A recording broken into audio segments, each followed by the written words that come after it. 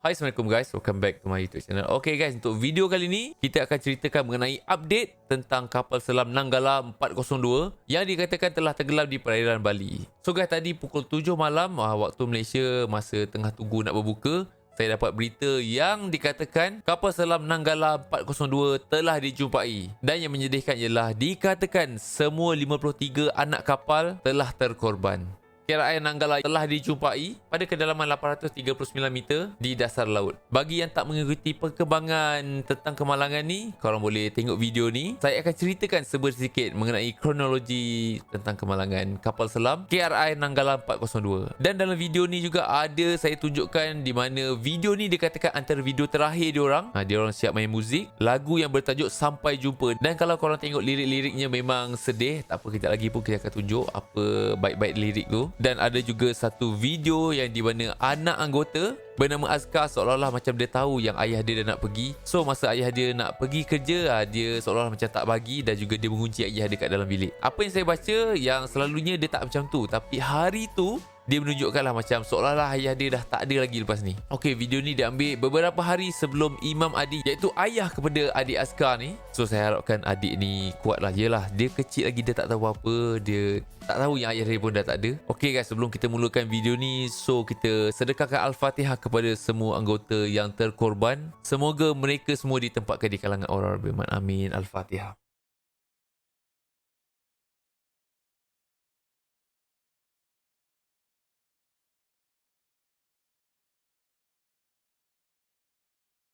Okey, sedikit info mengenai kapal selam ni. Kapal selam ni berukuran 60 meter panjang dan juga 6 meter lebar. Ia mampu bergerak pada kelajuan maksimum 21.5 knot. Kapal ni buatan Jerman pada tahun 1979 dan ia mampu menyelam selama 3 bulan dengan kedalaman maksimum 250 meter di bawah permukaan laut. Nampak?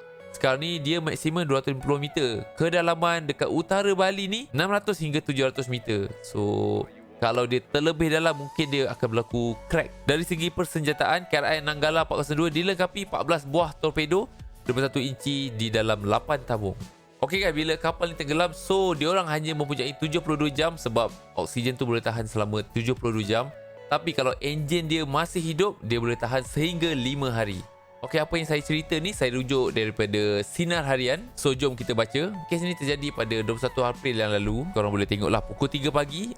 KRI Nanggala 402 ni dia minta izin untuk menyelam. Lepas tu selang dalam 46 minit hingga 1 jam lepas tu, KRI Nanggala 402 secara tiba-tiba terputus hubungan. So panggilan daripada pangkalan pun tak dapat respon daripada kapal selam tu. Dan periskopnya juga tenggelam. Maksudnya periskop ni yang kalau kapal selam, dia akan keluarkan dia punya macam teropong tu. So dia akan tengoklah apa yang terjadi kat luar. Okey, selepas daripada kejadian tu, tentera negara Indonesia dikerahkan untuk mencarilah kapal selam tu. Dan pada pukul 7 pagi, tinjauan daripada helikopter, so diorang jumpalah tumpahan minyak dekat kawasan yang dikatakan kapal selam tu membuat selaman. Lepas tu 4.17 petang pula, helikopter diterbangkan untuk melakukan tinjauan petunjuk visual. Namun diorang tak jumpa apa-apa pun penemuan kat situ. Okey guys, dalam pukul 5.15 sepatutnya masa ni KRI Nanggala 402 dijadualkan untuk muncul di permukaan. Namun dia tidak muncul-muncul. Tentera negara Indonesia melakukan prosedur yang dijalankan bagi mencari kapal selam hilang. So masa ni juga dia declare sebagai submiss. Okey, kalau kita buat kira-kira, dia dikatakan minta permission dalam pukul lebih kurang 4 pagi lah kan. Lepas tu dia dijadualkan timbul pada pukul 5 suku.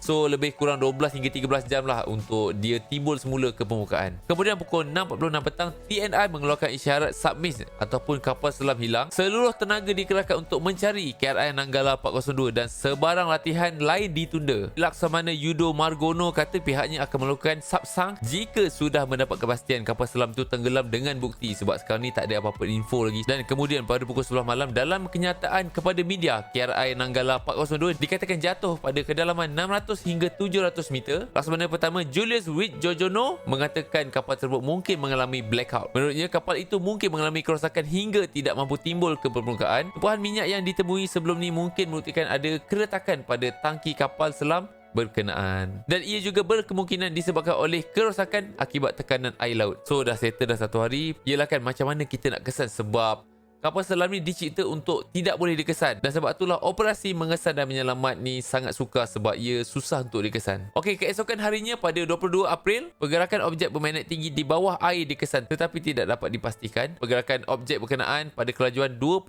knot bagaimanapun kemudiannya hilang. Okey, pada 23 April 2021, titik magnet berkekuatan tinggi ditemui pada kedalaman 50 hingga 100 meter oleh KRI Pulau Rimau 724. So, tubuhan minyak yang ditemui di lokasi pencarian kapal selam tu, menurut Laksamana Yudo Margono, menunjukkan kemungkinan kru kapal membuangnya untuk meringankan agar kapal terapung. Pada sebelah petang, pencarian difokuskan di utara Bali iaitu sekitar 40 km dari Celukan Bawang. Dalam operasi pencarian tu, selain daripada 21 kapal milik Tentera Negara Indonesia dan bantuan armada kapal dari Polis Republik Indonesia, turut membantu ialah kapal-kapal dari negara jiran seperti Singapura, Malaysia, Australia dan juga India. Amerika Syarikat juga menghantar pesawat milik Angkatan Tentera Lautnya bagi membantu operasi mencari dan menyelamat. Dan pada 24 April, Panglima Tentera Negara Indonesia mempamerkan serpihan dipecahai daripada KRI Nanggala ketika sidang media. So, ni antara barang-barangnya. Serpihan dipecahai daripada lantai kawasan kru. Okey, gambar ni pula korang boleh tengok pegawai tentera menunjukkan serpihan dipecahai daripada kapal selam.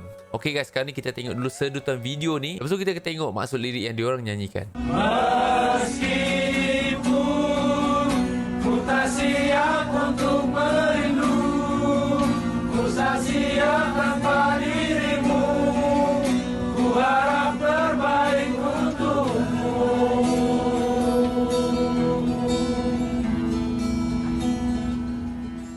Nampak guys, kalau kita tengok dalam kapal tu pun dia tak luas pun.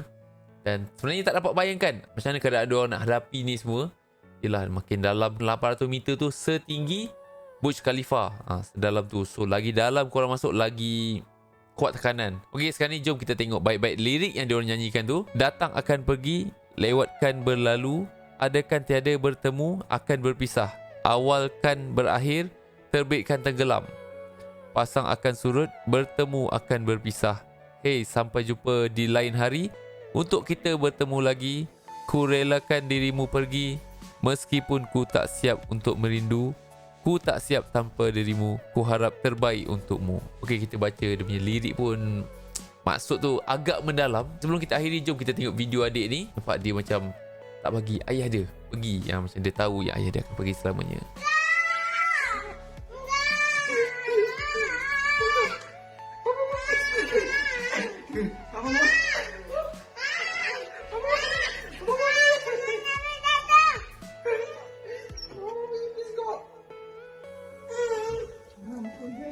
Kenapa nggak boleh kerja? Kenapa nggak boleh kerja? Di rumah aja. Iya. Kancing. Papa mau pipis. Yang ni pula caption daripada Lalas Putrim. Dia cakap askar tetap bergandingan tangan sama mama ya nak.